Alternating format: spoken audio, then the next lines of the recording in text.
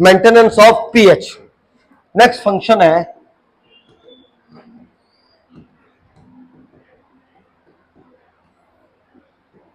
Maintenance of pH. देखो pH है क्या? What is the pH?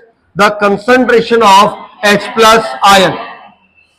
जब जब H प्लस आयन ज्यादा होगा पीएच क्या होगी? कम, मतलब एसिडिक जाएगी। कहां जाएगी? और जब जब H प्लस आयन कम होगा, जब जब H प्लस आयन क्या होगा? कम, तो पीएच क्या होगी? बढ़ेगी। और कहां पे जाएगा? एल्केलाइन। कहां पे जाएगा? एल्केलाइन। पीएच को मेनली मेंटेन करना का मतलब क्या है कि पीएच कौन सी मेंटेन हो रही है? ब्लड की, जो कितनी है? 7.35 to 7.45। Kidney act as a buffer system. Kidney act as a, what is the meaning of buffer system? बताता हूं। बफर सिस्टम का मतलब क्या है कि मान लो कोई चीज इलेक्ट्रोलाइट H प्लस आयन ज्यादा हो रहा है, बाइकार्बोनेट ज्यादा हो रहे हैं, तो उनको अंदर से कहां डालना? बाहर। बफर करना। क्या करना? फेंकना। क्या कहला रहा है? बफर करना, है ना। हम दो चीजों में समझते हैं। देखो एसिडोसिस और एल्कलोसिस।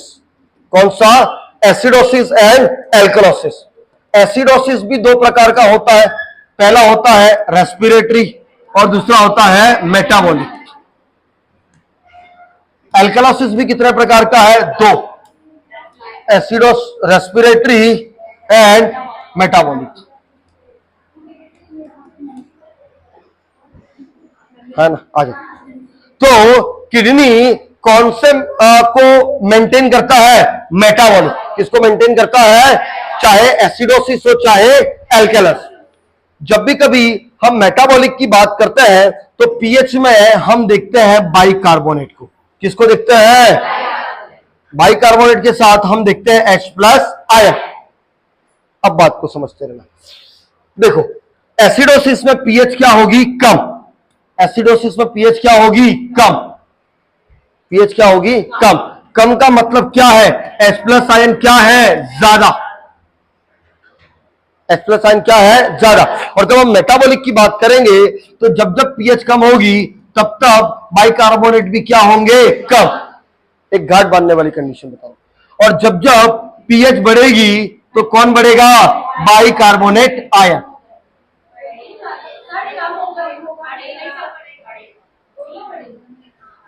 Yes yes yes. आओ कैसे? मैं तो सिद्ध करके बताऊंगा। मैं तो सिद्ध करके बताऊंगा कैसे हो रहा है ना। तो इसमें H प्लस आयन का लेवल क्या है? कम, जबकि इसमें क्या है? बाइकार्बोनेट आयन लेवल ज्यादा।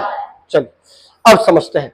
इसको बोलते हैं मेटाबॉलिक एसिडोसिस। इसको हम क्या बोलते हैं?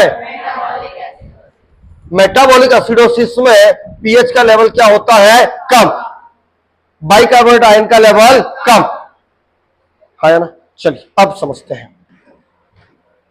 पेशेंट को हुआ है मेटाबॉलिक एसिडोसिस। मैं आता हूं पीसीटी के वहां पे। कहां पे आ रहा हूं? पीसीटी। पीसीटी बोले तो प्रॉक्सिमल कन्वोल्यूटेड ट्यूब्यूल, है ना। यहां से H प्लस आयन को बाहर फेंका जाता है। क्यों बाहर फेंका जाता है? क्योंकि H प्लस आयन ज्यादा है। नहीं आ रहा है भाई? मान लो ऐसे। पहले what is the metabolic acidosis?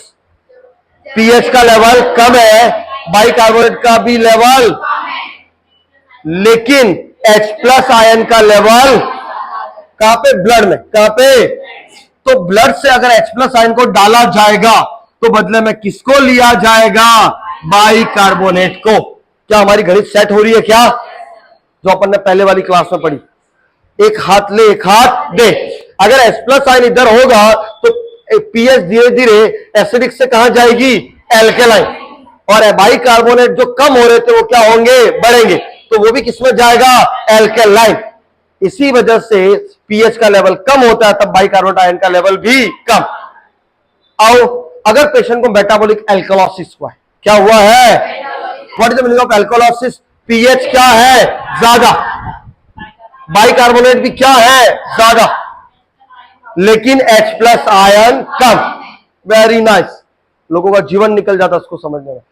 अब H प्लस आयन का लेवल क्या है? कम। तो यहां से H प्लस आयन को लिया जाएगा और बदले में किसको डाला जाएगा? बाइकार्बोनेट, यहां से लिया गया और यहां से डाला गया, तो जो बाइकार्बोनेट आयन ज्यादा है वो क्या हो जाएंगे, कम, और जो H प्लस आयन कम है वो क्या हो जाएंगे, ज्यादा। तो एल्कलाइन से कहां पे जाएगा, एसिडिक में। इस तरीके से किडनी ब्लड पीएच को मेंटेन करता है। It is your buffer system. और इस तरीके से किडनी मेटाबॉलिक एसिडोसिस और मेटाबॉलिक अल्कलोसिस को मैनेज करता है। समझ में आ रहा या नहीं आ रहा? चलो बढ़ते दोनों, नेक्स्ट कहानी।